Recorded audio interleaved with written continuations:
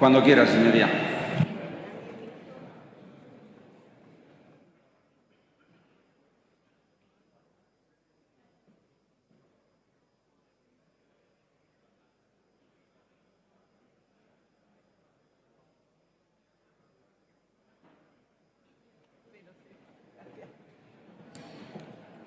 Sí, muchas gracias, presidente. Señorías, desde 1962 Europa comparte una política agraria común. Al tratarse de un sector en constante renovación, el modelo de aplicación ha ido variando con los años porque ha tenido que hacer frente a diferentes retos. En un principio se puso en marcha una política que debía atemperar los excedentes hasta llegar a esta nueva política agraria común, que se trata fundamentalmente de una política social de rentas más que una política sectorial. De hecho, señorías, la política medioambiental, la seguridad y la calidad agroalimentaria, la cohesión territorial son los fundamentos de esta nueva política agraria común que se desarrollan, que se reflejan, que se ven plasmados especialmente en el segundo pilar de la PAC. Sin embargo, señorías, la última reforma aprobada, la del periodo 2014-2020, ha sido sin lugar a dudas la reforma más polémica de las que hemos conocido hasta ahora. Dos razones de peso. La primera es que se considera que esta nueva PAC no va a ayudar a alimentar a la creciente población, teniendo que racionalizar medios de producción como el agua y la tierra, que hacen esencial una apuesta por la I+D+I, cosa que no ocurre en la plasmación de esta nueva política agraria común. La segunda razón por la que no hay un contento generalizado sobre cómo ha quedado definida es todavía más importante. Esta nueva PAC no cuenta con herramientas para la regulación de los mercados agrícolas de los que sí disponen otros países productores, lo que les permite intervenir lo que les permite la intervención pública cuando los mercados colapsan, con lo cual es casi imposible proteger en estos momentos a los pequeños y medianos productores. Durante el proceso de negociación de esta nueva PAC, el Grupo Socialista y Demócrata en el Parlamento Europeo expresaron su preocupación, su inquietud por el elevado grado de subsidiariedad, que más bien se trata de una renacionalización que la Comisión iba a permitir a cada uno de los Estados miembros. Y, de hecho, así ha sido, porque esto podría generar desequilibrios entre los productores comunitarios. Solamente le voy a poner un ejemplo para que ustedes perciban hasta qué grado hemos sembrado diferencias de trato entre unos agricultores y otros. Miren, aquí en nuestro país, en España, los productores de frutas y hortalizas frescas son uno de los sectores más potentes, que no cuentan con ayuda pública, que sí la tienen los productores de frutas y hortalizas frescas de otros países, como por ejemplo de Francia e Italia, lo que lleva a los productores españoles a competir en una desigualdad de condiciones. Y esta, señoría, es solamente una de las muchas frustraciones que la aplicación de la PAC ha generado en España, hasta el punto que todo el proceso de negociación ha sido denunciado ante la Comisión Europea por diferentes organizaciones agrarias. Un hecho insólito, un hecho inédito hasta ahora en la historia de nuestro país.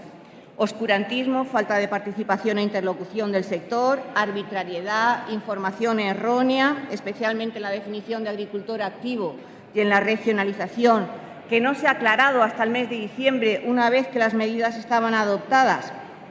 Y, lo que nos resulta más grave, un incumplimiento de las directivas comunitarias en su aplicación a España. Estos son los ejes fundamentales de las denuncias que las organizaciones agrarias han formulado ante la Unión Europea. A nuestro juicio, una pésima gestión del Gobierno de España, donde han primado las decisiones políticas, el hacer daño a las comunidades autónomas donde no gobierna el Partido Popular, por encima de un criterio técnico y de racionalidad, han primado los criterios políticos. Porque ¿cómo explican ustedes, señorías, que manteniendo la misma ficha financiera, según nos han hecho llegar el Gobierno en distintas ocasiones, solo haya una comunidad autónoma que haya perdido con esta nueva política agraria común? Andalucía, señorías, pierde casi 600 millones de euros entre el segundo y el primer pilar, entre ayudas directas y desarrollo rural. Y la única explicación que podemos encontrar a tal hecho es precisamente la del castigo político. Esta nueva PAC, señorías, ha resultado tan decepcionante y polémica que desde diversos foros, desde distintos puntos, se está haciendo un estudio pormenorizado, una revisión crítica con efectos de promover su renovación en la revisión intermedia que se tiene que realizar entre los años 16 y 17. Es precisamente en esta oportunidad de revisión en la que se enmarca esta moción, pretendiendo aportar nuestro grano de arena a mejorar esta aplicación de la PAC para situar la producción agrícola y los productores en el centro de las políticas agrarias de nuestro país y, sobre todo, para hacer esta aplicación de la PAC mucho más equitativa. Señorías, si hay un punto de coincidencia entre todos los protagonistas del sector es la necesidad de vetar el cobro de ayudas y subvenciones a quien no tenga una actividad agraria en sus explotaciones, a los denominados agricultores de salón. Y, de hecho, se llega a un acuerdo, a un compromiso entre el Ministerio de Agricultura en la definición de este agricultor activo.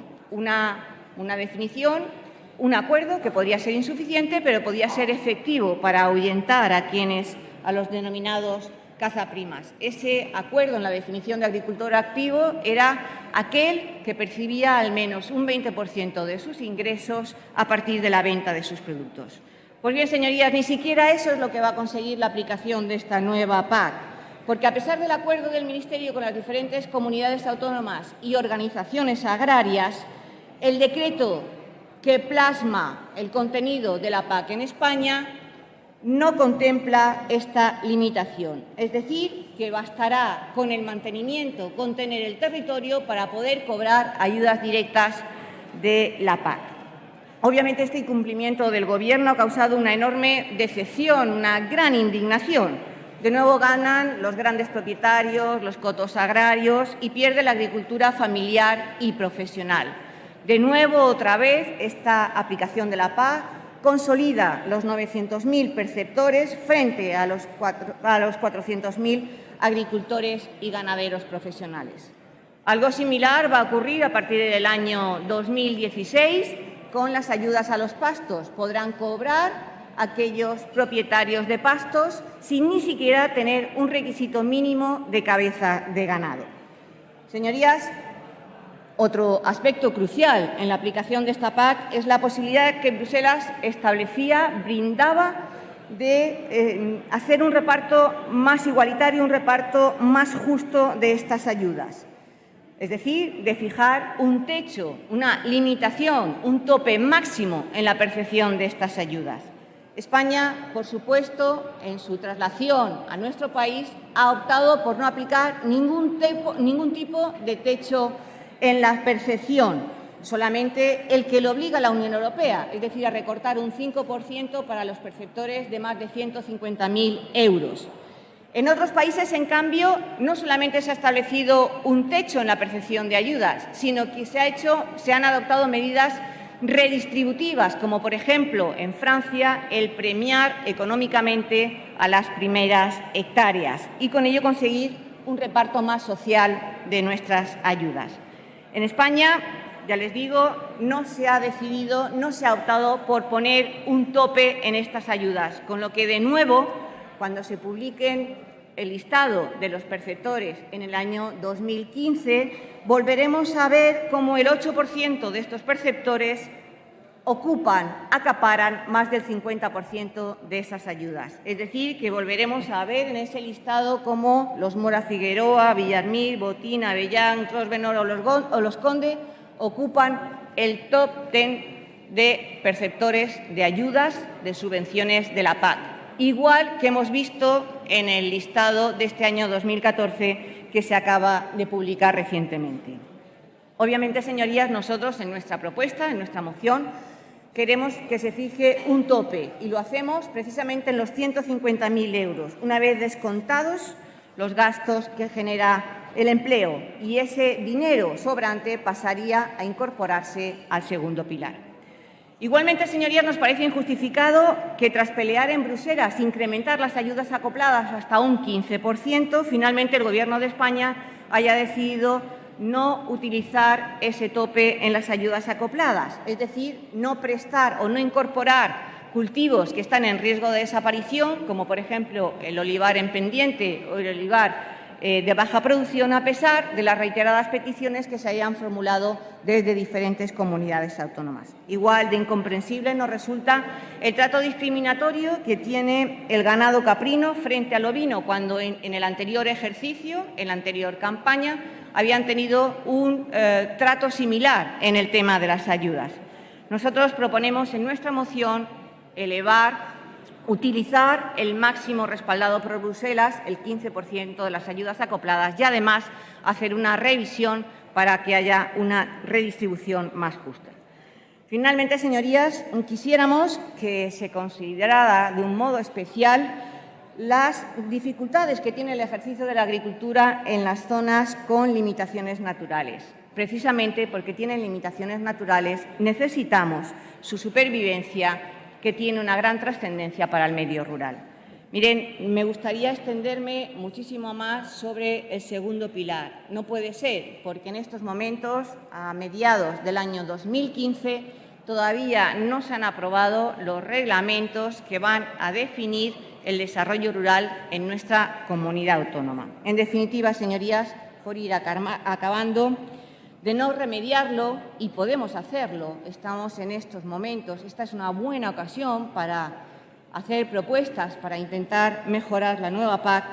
Si no lo hacemos, decía que esta nueva política agraria común va a afianzar la brecha entre los grandes terratenientes y los pequeños y medianos productores. Va a favorecer el abandono del campo, el éxodo rural. Cambiar es lo que se ha hecho, cambiar para que todo siga igual. Y esta es la razón por la que el Grupo Socialista presenta esta moción, para intentar paliar un reparto injusto de las ayudas, para que la PAC siga teniendo como objetivos primordiales la producción de alimentos y, sobre todo, la vida en el mundo rural. Máxime cuando en estos momentos las ayudas, las subvenciones, las ayudas directas de la PAC significan algo más del 30% de la renta de los agricultores y ganaderos. Por todo ello, les pido, señorías, a todos los grupos presentes en esta Cámara su voto favorable. Muchísimas gracias. Gracias, señoría. Y gracias, presidente. Si no le importa, desde mi escaño, yo comparto con el senador Planas la importancia que tiene para esta Cámara abrir de una política tan importante como es la política agraria común, especialmente porque con el nuevo planteamiento, con este nuevo ejercicio, va a ser una política que se va a aplicar en los próximos 6 años. Por eso es importante, y ya lo destacaba en mi primera intervención, es importante que si podemos mejorarla, lo hagamos, porque es la primera vez en la historia que yo recuerdo que la discusión, que la negociación ha sido llevada a Bruselas por un incumplimiento del propio reglamento de la Unión Europea. Por tanto, algo se ha hecho mal. La traigo a esta Cámara precisamente para que podamos estudiar, debatir y, si acaso, mejorarla. Y hay una oportunidad estupenda en la próxima revisión que se va a hacer en el año 16. Señor Planas, yo lamento no poder aceptar la enmienda que usted nos plantea. Voy a intentar justificarla. Voy a intentarlo. En cualquier caso, le agradezco que lo haya formulado en esta Cámara, porque eso nos permite seguir ahondando más, no solamente en las diferencias, sino en el grado de aproximación que podemos llegar. Obviamente estamos de acuerdo en el tema del relevo generacional. ¿Cómo no? El campo está sufriendo un envejecimiento que es no solamente el despoblamiento, sino que el envejecimiento es uno de los factores fundamentales que está explicando por qué tenemos síntomas tan claros como el incremento de los incendios forestales en los últimos años. No hay actividad agraria, el campo no es interesante para los jóvenes y, además, la Administración tampoco lo hace interesante. Por tanto, es un tema que tenemos pendiente y que estamos absolutamente de acuerdo. Pero en lo que no coincidimos en su enmienda, señoría, es en la supresión que usted solicita, la supresión del punto 2, donde pedíamos un trato preferencial para las zonas con limitaciones naturales. zonas con limitaciones naturales que están distribuidos a lo largo de todo nuestro país. Existe en Cataluña, existe en Andalucía, existe en cualquier comunidad autónoma. Precisamente porque tienen limitaciones naturales, la práctica de la agricultura y de la ganadería tiene especiales dificultades y sencillamente queremos que se tenga un mimo especial con esa práctica, ni más ni menos. Por tanto, no podemos aceptar la supresión que usted nos solicita en su enmienda. Muchísimas gracias, senador Planas. Gracias.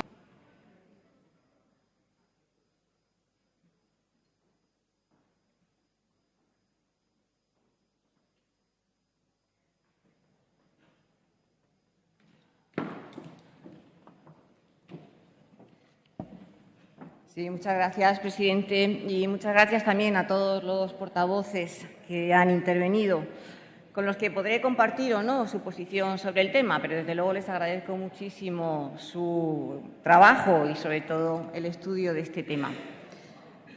Yo creo que al traer esta moción aquí en este pleno, yo creo que yo me doy por satisfecha si todos estamos, digo todos, la mayoría de nosotros estamos satisfechos, y digo la mayoría porque no hemos oído todavía al Partido Popular. Pero creo que la mayoría de nosotros estamos convencidos de que es necesario hacer una revisión, mejorar, cambiar la aplicación de la política agraria común que se está haciendo en estos momentos en España. Yo creo que ya me doy por satisfecha con eso, porque tendremos la posibilidad de volver a plantear nuevas iniciativas que nos permitan profundizar en todos y cada uno de los puntos que es necesario revisar. Miren, hay algunas cuestiones aquí que comparto plenamente. Es verdad, soy consciente de que en el medio urbano la política agraria no tiene una receptividad, no tiene una visión tan positiva como la tiene en el medio rural, pero yo creo que eso se debe más bien no tanto a la política de ayudas y de subvenciones, que por cierto no es obligatorio cobrarlas, no es obligatorio, sino más bien al reparto desigual, injusto, que se hace de esa política de ayudas y de subvenciones. Porque si las principales fortunas de España vuelven a ser año tras año los que más cobran, obviamente se crea una conciencia crítica con respecto a esta política agraria común. Miren, una de las razones fundamentales por las que el Partido Socialista trae aquí esta moción es por la situación que en estos momentos está viviendo el campo. Un veto de Rusia a las exportaciones agroganaderas que, según parece que quedó ayer claro, se va a postergar más de un año. Un abaratamiento del precio del petróleo que tiene su repercusión, su correlato en una disminución en el precio de los fertilizantes. Un incremento exponencial de la tarifa eléctrica agrícola como consecuencia de las decisiones del Gobierno de España, pero sobre todo una caída de los precios brutal que está haciendo que en estos momentos la mayoría de los agricultores y ganaderos estén vendiendo sus productos por debajo del precio de costo. No es extraño, por tanto, que la renta agraria el año pasado cayese un 7,1%, situándose en los niveles del año 2000, y que el empleo agrario desde el año 2011 hasta ahora no haya dejado de caer. 128.000 parados en el año 2011 y ahora en el año 2014 ya tenemos nada menos que 192.000 parados en el campo. No podemos, por tanto, afirmar que en este sector nos estemos recuperando. Aquí, señorías, no existe ningún brote verde. Por cierto, permítanme la digresión. Si el Partido Popular sigue valorando la gestión del Gobierno como viene haciendo hasta ahora, en función de la fluctuación de la renta agraria, tenemos que concluir que la tarea del Gobierno en estos momentos ha fracasado estrepitosamente, porque su argumento de defender la gestión del Gobierno cuando subía la renta agraria era precisamente fundamentarla en eso. Ahora que está bajando, tenemos que entender el fracaso absoluto de la ministra Tejerina. Señorías, nos preocupa enormemente la falta de reacción del Gobierno, que está haciendo que se agrave la situación que vive el campo en estos momentos. Hoy, más que nunca, necesitamos una política agraria que mire por el interés general de España y que cuente, lo han dicho diferentes portavoces, señorías, que cuente, por favor, con instrumentos de intervención que permitan que los mercados no colapsen.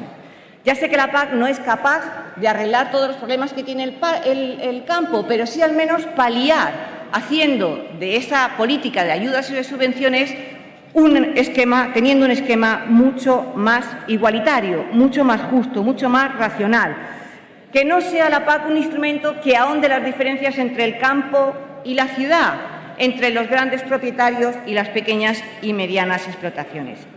Señorías, desde que se conoce el presupuesto global de la PAC con el exministro Arias Cañete, hasta ahora, hasta la aplicación definitiva, no hemos conocido más que fiasco tras fiasco.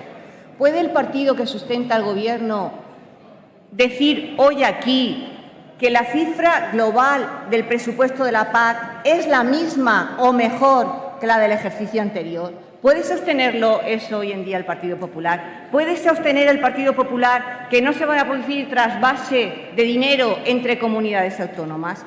¿Puede sostener el Partido Popular, como se nos prometió hace ya algún tiempo, que no va a haber un trasvase de rentas entre agricultores y ganaderos? Me gustaría que nos contestara después el Partido Popular a estas cuestiones, pero yo les voy a ayudar en su respuesta. Mire, hace unos días el Ministerio de Agricultura, a través de la página del FEGA, publicaba los datos de un recorte en el pago único de la PAC del año 2014, casi un 9%, casi no, más de un 9%. El senador Boya decía que en torno al 13%. La cuestión es que solamente en el año 2014 se han reducido las ayudas directas 425 millones de euros. ¿Me van a decir que los agricultores no van a notar la merma en ese pago único? Eso es lo que me están diciendo. Pero miren, el problema no es solamente que haya bajado el montante, que haya un recorte en las ayudas, sino el cómo se ha aplicado ese recorte. Miren, en ejercicios anteriores, la Unión Europea permitía, y en este también, que se aplicara esa redistribución, ese ajuste, se hiciera de manera proporcionada. De tal forma que en ejercicios anteriores ese recorte no se aplicaba a los perceptores que cobraban menos de 5.000 euros. Pero no, el Gobierno de España en estos momentos ha aplicado un ajuste general, igual para el que cobra 2.000 euros de la PAC que para el que cobra 200.000 euros, haciendo, por tanto, ese ajuste mucho más injusto porque beneficia al que más cobra y castiga al que menos cobra. Tan injusto, señorías, se lo han señalado todos los portavoces, como la definición del agricultor activo. Por cierto, el cambio de opinión del Gobierno de España ha sido tan radical que en los documentos que tenemos nosotros se refleja la primera definición que había prometido el Gobierno de España y que luego repentinamente cambió. Eso hizo que muchos de los agricultores y ganaderos de España hicieran cambios jurídicos, hicieran cambios administrativos para poder acogerse a las nuevas ayudas con ese nuevo criterio. Y cuando lo habían culminado, entonces ustedes cambian de criterio. Lo cierto y verdad, señorías, es que con esta definición, o mejor dicho, con la ausencia de definición de agricultor activo, vuelve de nuevo a la palestra, vuelve de nuevo a cobrar ayudas en un nivel importante los agricultores de salón. Una descripción exacta de lo que va a ocurrir en España. De nuevo, los aeropuertos, los servicios de transporte, las instalaciones recreativas, las deportivas. De nuevo, todos ellos volverán a cobrar un año más ayudas de la PAC, siempre que representen al menos un 5% del total de los ingresos no agrícolas. Yo creo que esto es lo que le da mala fama a la política agraria común, esa posibilidad de que infraestructuras que no generan producción, que no generan empleo tampoco, pues puedan cobrar finalmente ayudas.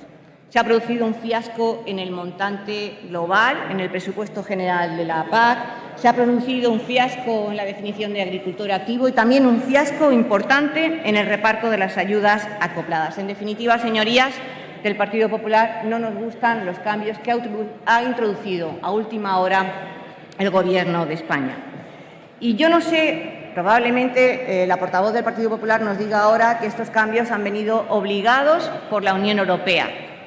Pero yo no sé si esto se trata de un engaño desde el primer momento del propio Ministerio o si se ha debido a la falta de capacidad negociadora del Ministerio ante la Unión Europea. Ninguna de las dos respuestas me gustan, ninguna de las dos me vale. Y miren, espero que el Partido Popular no caiga en la tentación ahora de argumentar la herencia recibida o los medios de comunicación para evitar responsabilidades sobre este tema.